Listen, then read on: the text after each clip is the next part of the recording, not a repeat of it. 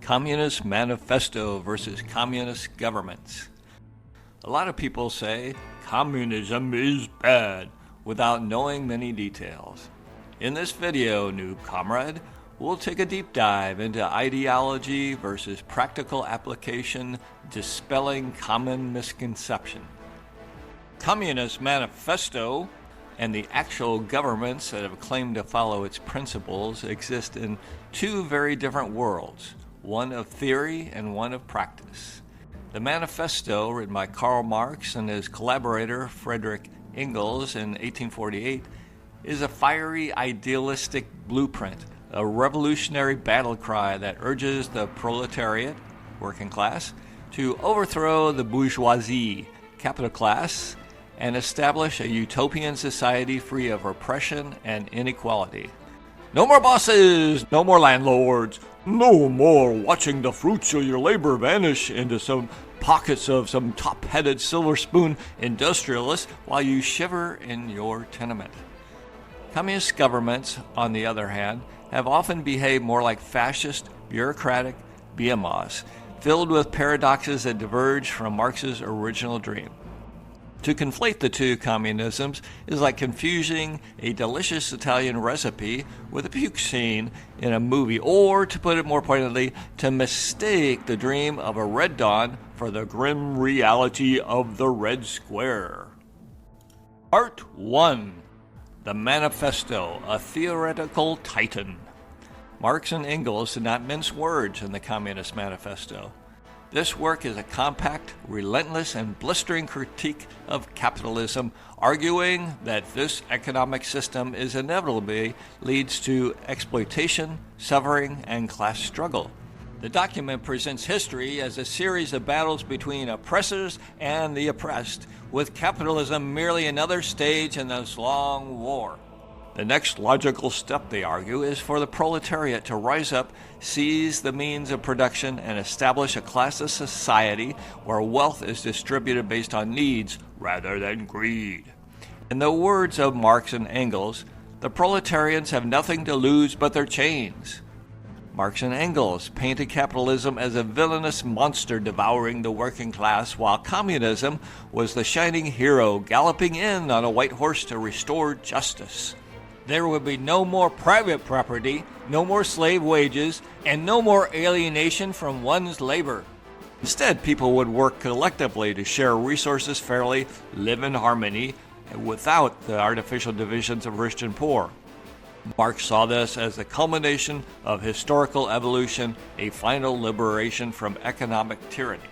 The problem? Well, theory is an amazing place to visit, but history has shown that reality is a much messier destination. Part 2. Communist Governments. Theory meets turbulence. While communist governments have claimed to follow Marxist principles, they've never succeeded in creating the idyllic paradise described in the Communist Manifesto. Instead, their leaders often found themselves drowning in practical concerns, forced to make compromises that Marx never anticipated. The Soviet Union, for instance, was the first major attempt at applying communist principles on a national scale. Under Lenin and then Stalin, the USSR, back in the US, back in the US, back in the USSR, nationalized industry, abolished private property, and attempted to collectivize agriculture. But instead of a smooth transition to an equitable society, the Soviet Union became a bureaucratic juggernaut riddled with inefficiency, forced labor camps, and heavy political oppression. Stalin's government transformed Marx's call for unity into a paranoid nightmare where defiance was punished with exile or execution. The oppression of the proletariat had somehow evolved into just another dictatorship. Marx and Engels were very clear. They wanted to abolish bourgeoisie private property such as factories, land, capital, and not your grandmother's toilet paper. The idea was to end exploitation, not to send armed commissars to count your spoons. Farmers who resisted nationalization were labeled as kulaks and shipped off to Siberia. Uppity artists who painted anything inappropriate were sent for re-education. Even small-scale traders those plucky black market heroes who sold jeans or sausages under the table, were denounced as capitalist rogues.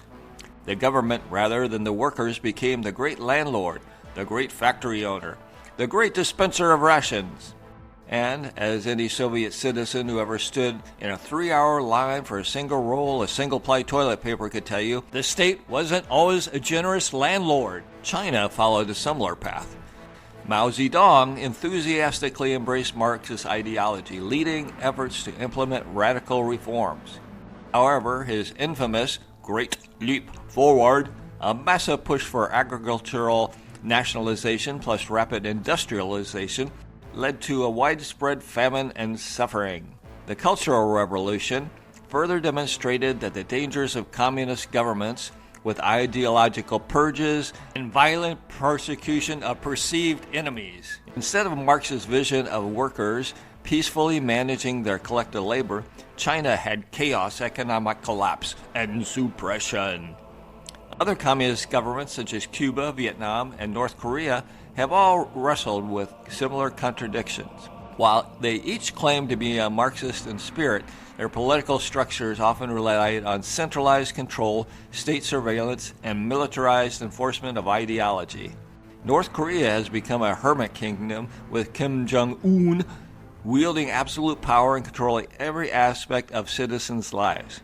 No right-minded person would call this an equal and just system.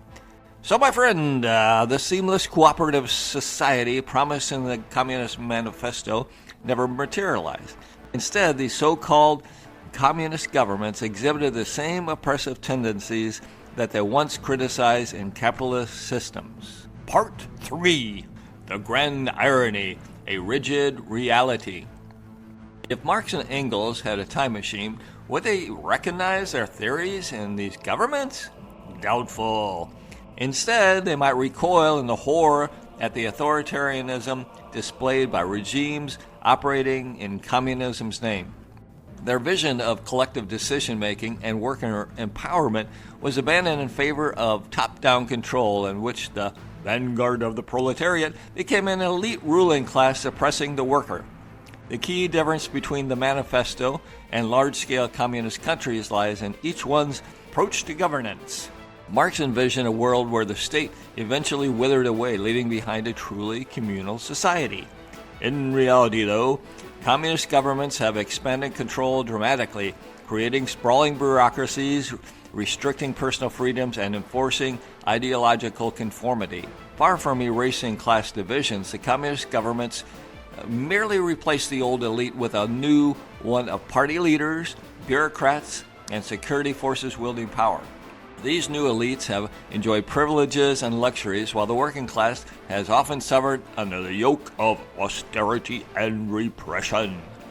Additionally, Marx and Engels were deeply critical of nationalism, arguing that workers across the world should unite beyond the borders. In the fiery words of Marx and Engels, "Workers of the world, unite!" But communist governments instead embraced nationalism, using it as a tool for unity and control. The Soviet Union, despite its theoretical commitment to international proletarian solidarity, was deeply invested in expanding its sphere of influence during the Cold War, clashing with rival communist states over ideological differences. Part 4. The Economic Conundrum. Economically, communist governments struggled to balance Marxist ideals with practical necessities. Marx argued that capitalism was inherently exploitive, but he also acknowledged its capacity for technological innovation and progress. Communist regimes sought to eliminate capitalist competition, but in doing so, they often stifled economic growth. Command economies, while the state controls production and distribution, frequently led to stagnation and scarcity. Shortages of basic goods, inefficiency in production, and struggles to maintain innovation have plagued communist governments throughout history. Ironically, some communist states have also had to reintroduce elements of capitalism to keep their economies afloat. China, for instance, introduced market reforms in the late 20th century, allowing private enterprise while maintaining strict political control. Vietnam followed a similar path, shifting towards economic liberalization while retaining its authoritarian governance. Part 5. A Tale of Two Worlds. The Communist Manifesto and the communist governments exist in two different realms, one of fiery revolutionary theory and the other of harsh, unforgiving reality. Marx and Engels dreamed of a world where workers live free from oppression, but communist governments often replace capitalist exploitation with state control and state exploitation. The ideals of collective ownership, economic equality, and classist societies have been overshadowed by political repression, economic inefficiency, corruption, and entrenched power structures. This, my friend, is a contradiction worthy of philosophical debate, a testament to the challenge of translating ideology into governance. Marx's words may continue to inspire movements, but history has demonstrated that idealistic theory is not always easily translated into functional governance. The gap between aspiration and execution remains vast, leaving us to ponder whether communism's failure in practice was due to flaws in its implementation or inherent problems in the theory to scale up beyond the confines of the commune or the kibbutz. Ultimately, the legacy of communism serves as a reminder that the path from ideology to reality is fraught with the complexities and unintended consequences. As we reflect on its impact, the question remains, can utopian ideals ever truly align with the dystopian need for power?